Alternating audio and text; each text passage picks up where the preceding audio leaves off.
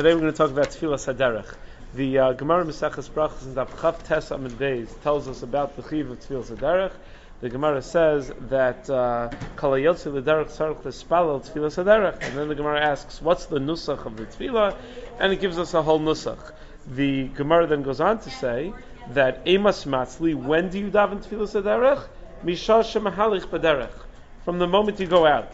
Ad Kama, until when? Ad Parsa, until a Parsa. We'll see what all that means.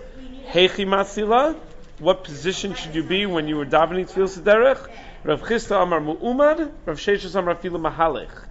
Whether it be standing still, machlokas whether you have to do it standing still, or even while you're moving, while you're walking, you're allowed to say Tefilas Haderech. Further machlokas in the Gemara, whether it has to be standing up, or it could even be sitting down. Meaning, Omeid sometimes means standing still as opposed to moving, sometimes it means standing up as opposed to sitting. Both of those are machlokas in the Gemara. Do you need to be standing still, and do you need to be standing up? So let's start with the last thing. Can it be said on the move? So the Tosfos Maseches Brachos quotes that it's machlokas whether you have to stop in order to say it, but the Shulchan Aruch paskins that it's certainly best to stand up and to stand still. But if you can't get off the animal, or it's a tircha to get off the animal that you're riding, or whatever it is that you're riding, it's a tircha to get off. Well, the plane is obviously not something that you're going to get off. But if l'chadchila it should be said standing up. If it's a tircha to say it's standing up, either for you or for others, then you can say it's sitting down. So let's say you're in the inside seat on a plane, and you would have to inconvenience 3 other people in order to say your Tefilas Haderech. So then you should not go through that tircha for other people. You could say it's sitting down in your seat. Usually we're going to get to when you say it, but on the plane anyway, you're going to end up having to say it sitting down, because the moment that most poskim assume you're supposed to say it on the plane is when the plane is on the runway, not just moseying around on the runway, but when it starts really moving right before takeoff. That's the appropriate time for Tefilas Haderech. That's when your trip is beginning, and at that point you cannot stand up, you can't even unfasten your seatbelt. So anyway, you're going to say it's sitting down on an airplane.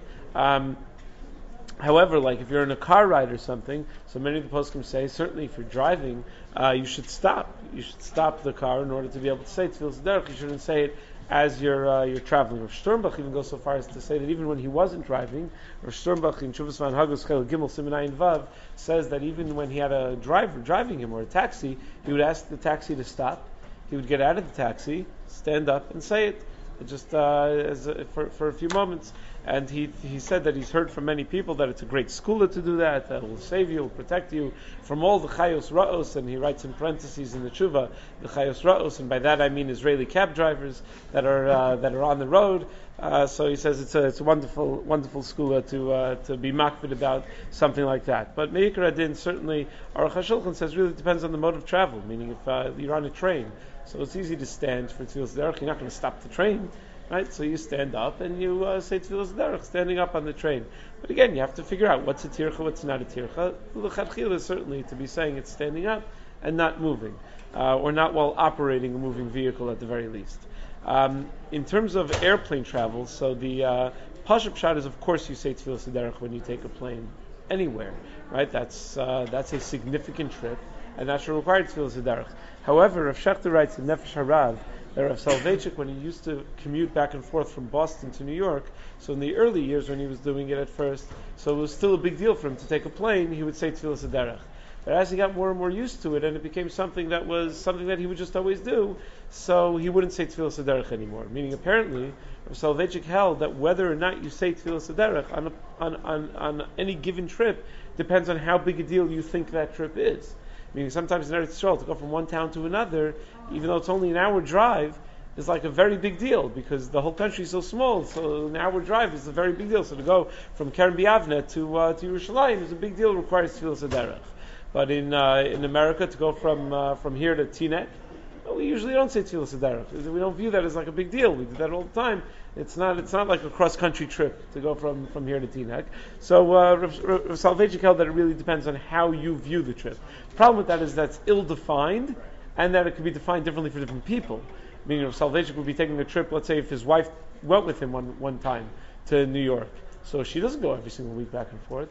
So for her, it would have been right. It would have been a big deal. So she's going to be mechuyev say Tefilas Haderech and he not.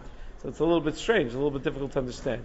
The third shita is an interesting one in the Sefer Ishim B'Shitos. Rav Zevin quotes from the Rogachover.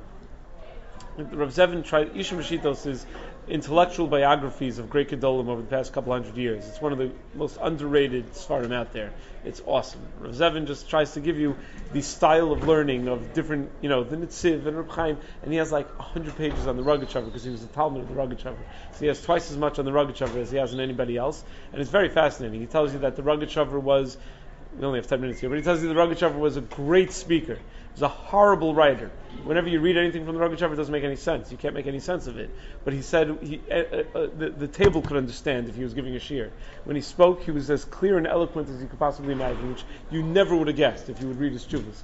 But anyway, he tries to say how the Rogachover's Bekiyus was so phenomenal, not just that he knew everything, but that how he applied things immediately. Just without thinking for even a second, he immediately applied a Gemara that you never in a million years would have thought to apply. And he said, as one of the examples, he said, someone asked the Rogachover, do you say Tefilas Haderech on air travel?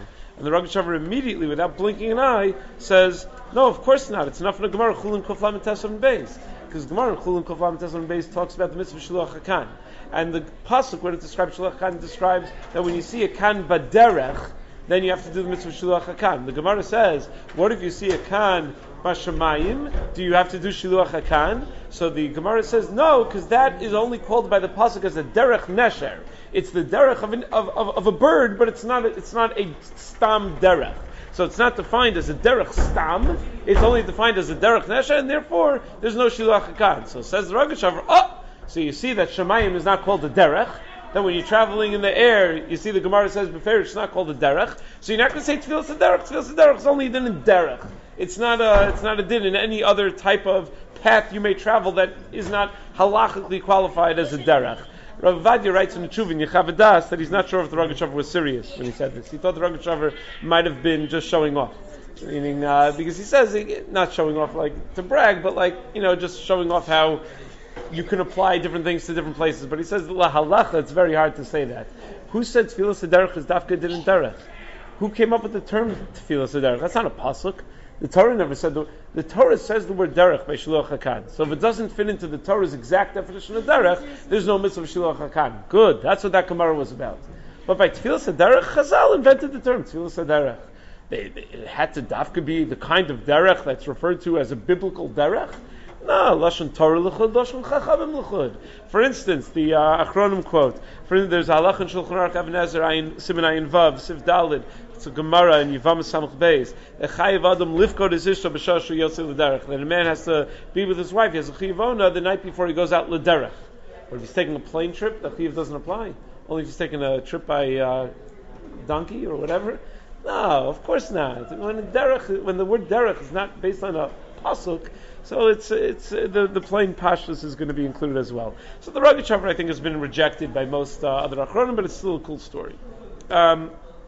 There are those that suggest that maybe nowadays that, let's say, when you travel in Eretz Yisrael, that Baruch Hashem, Eretz Yisrael is so populated that when you go from one place to another, you don't go through that much area where you're not within striking distance of a city. You're not within, driving. Even, there are cities along the sides of the highways as you drive. So there are those that thought that maybe you should say Tefilas Haderech b'li Shema Malchus, to leave out Shema Malchus when you're traveling within Eretz Yisrael. However, Rav Vazon writes in the Tshuva in Shevet HaLevi Chelek Yud Siman Chaf Aleph that he doesn't think that that's correct. He says you're not going to those cities. You're going to a city that's much further away. So the fact that there are cities nearby as you're traveling, if you're traveling on a highway, he thinks you could still say Tefilas Haderech with Shema Malchus. There is a Machlokus Rishonim, Rashi and the Bahag. Rashi quotes both himself and the Bahag on that Gemara in Brachos. At what point in the trip is it too late to say Tefilas Haderech? Rashi says that once you've already traveled a parsa, it's too late. The Bahag says no. Once you only have less than a parsa left, it's too late. But I don't care how much you've traveled. If you still have a big derech ahead of you, it's not too late. What's the svara for Rashi? That once you've traveled the parsa, it's too late? What do you mean? You have a big road ahead of you. Why shouldn't you say Tefilas Haderech? So it seems to be fundamental machlokas rishonim into what the chiyuv of Tefilas Haderech is. Is Tefilas Haderech din in Netilas Rishus? that you have to, before you go anywhere, you take Rishus from HaKadosh Baruch Hu, take leave of HaKadosh Baruch Hu, in which case it's too late after you go Parsa. That would be Rashi's view. Or Tefilas Haderech, just a tefillah, save me, because I'm going to be in a dangerous situation coming up. In which case, it shouldn't make a difference how much you've already traveled. As long as you still have a significant amount left to travel, you would still have to say Tefilas Haderech. We're machmir. We're machmir to try to be careful to say it as early as possible. There's a machlokas haposkim, the Sekel and the Shulchan Aruch, how early that's supposed to be. Magen Avraham and the Taz, whether you have to wait till you're outside of the city, or you could even say it when you're in the city. I think the minhag of many gedolim, I know Rav Shechter says in the name of Soloveitchik this way, they say in the name of Chazon Ish this way, that we say as when you're planning on intercity travel, even while you're still in the city, you can say Tefilas Haderech. Or at the very least, right when you leave the city. But if you wait till you're like in the middle of nowhere, so then it really might be too late. You try not to risk that. So the Tefilas Haderech should be done early in the trip. On the airplane, it seems almost all the poskim say that the best thing to do is to say the Tefilas Haderech, like we said before, on the runway, because that's before the trip actually really happens, but you're already out of your house and you're already out of the city, so to speak. So that would be an ideal. That's one of those unique situations where you actually have a very clear, ideal time to say the Tefilas Haderech. So, but that's the basic chiyuv of Tefilas Haderech. In terms of how far you have to travel, so it's really not so clear. Meaning, it's not clear the whole idea of a parsa. So is that a time? Is that a distance? It's machlokas haposkim. Meaning nowadays we can travel much greater distances in much shorter times. But pashtus is that it's if you're going from one city to another and there's space in between, so that's already something that's going to require a Tefilas Haderech if it's a significant trip. Yeah.